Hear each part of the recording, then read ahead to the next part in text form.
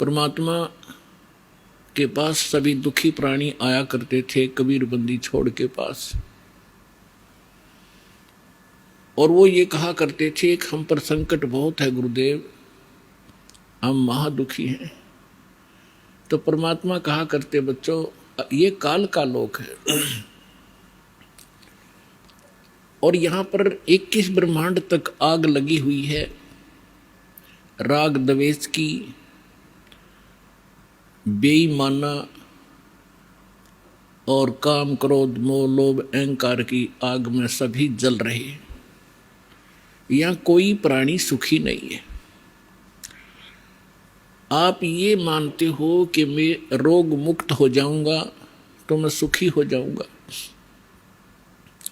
जो निरोग हैं उनसे मिलिए जा करके, उनको ना जाने कितनी और टेंशन पाएंगी जिनको आप सुखी मानते हो, क्योंकि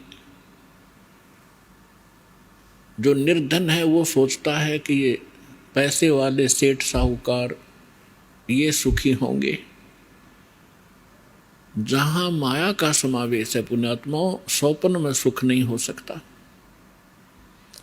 यह भूल है प्राणी का, क्योंकि जब तक हम उस आग में नहीं गिरते तब तक हमें ऐसे लगता है शीतल होगी। और सेठ ये सोचते हैं कि राजा लोग सुखी होंगे, हमें सुख नाम की वस्तु नहीं। क्योंकि सेठ वैसे नहीं बनता, उसने कोई तिगड़मबाजी करनी ही पड़ती है।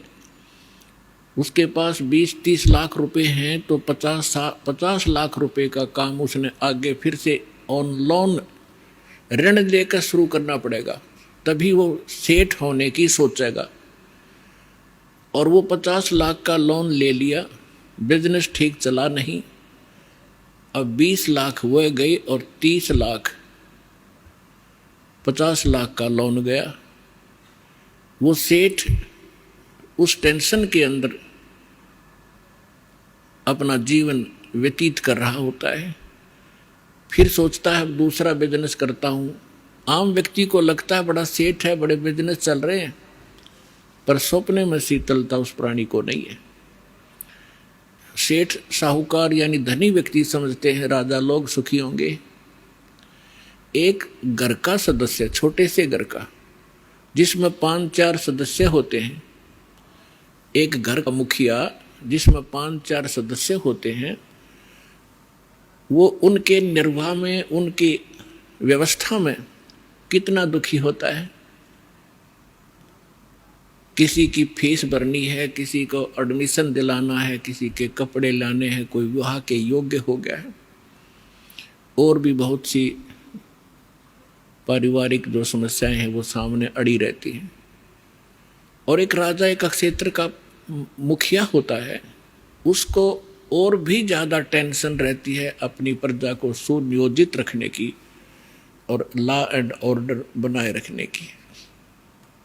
तो स्वप्न में सुखी नहीं होता राजा। ठीक है, वो बकवाद करते हैं, वो लोग थोड़ी सी राहत पाकर घूटी लगा लेते हैं, नाच गाने देख लेते हैं, लेकिन अंदर से वो ज्यों के त्यों जल रहे होते हैं।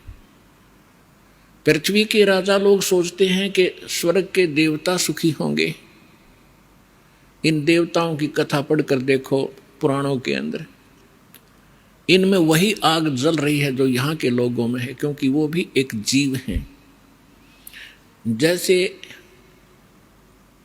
कोई IAS ऑफिसर लग जाता है, भले ही वो कमिश्नर लग जाता है, DC लग जाता है, वो है तो जीव, मनुष्य ही, उसके अंदर सब विकार विद्यमान हैं जो एक गरीब व्यक्ति में, आम नागरिक में है।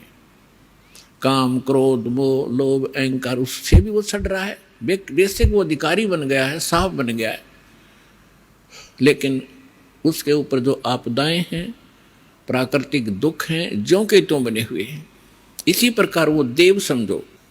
और देवता लोग समझते हैं कि इंद्र सुखी होगा, वो देवताओं का राजा है। इंद्र की कथा पढ़कर देखो, कितनी बार राजा इंद्र जो है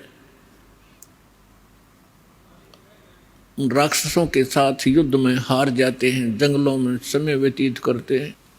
और फिर क्या होता है, इंद्र का राज भोग के इंद्र के राज को यानी अपना समय पूरा करके देवताओं का राजा, स्वर्ग का राजा मृत्यु को प्राप्त होता है और मृत्यु के उपरांत वो गधे की योनि से 84 लाख योनियों को प्रारंभ करता है।